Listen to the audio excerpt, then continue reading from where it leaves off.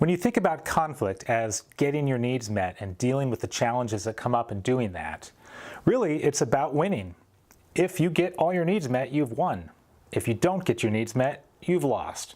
So we can approach conflict styles from a perspective of win-lose. You've probably heard that quite a bit.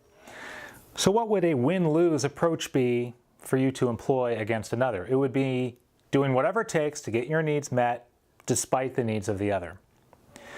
That's competition. Are there places for it? Sure. What would the opposite be? Accommodation. Losing voluntarily in order for the other to win. Now, does it have to be either win or lose? Perhaps that's the important question.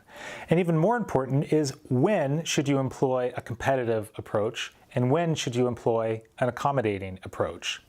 So here are a couple guidelines to consider. If you weigh urgency with importance, it makes sense that if something is extremely urgent and extremely important, even perhaps life-threatening, it makes sense to do whatever it takes to get your needs met. Now, the disappointing part of that is it may mean that you act in such a way that someone else's needs do not get met, and that can be a problem. If you truly have no other choice, then so be it. That's life.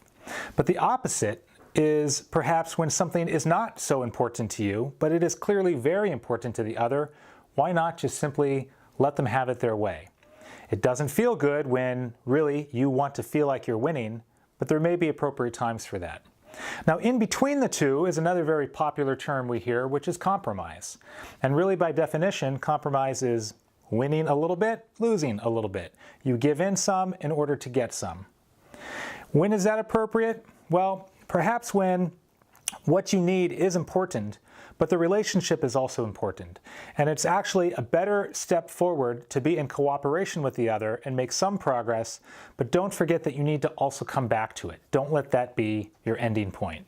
So consider some of these perspectives the next time you're making a choice about how to proceed, and let us know how it goes.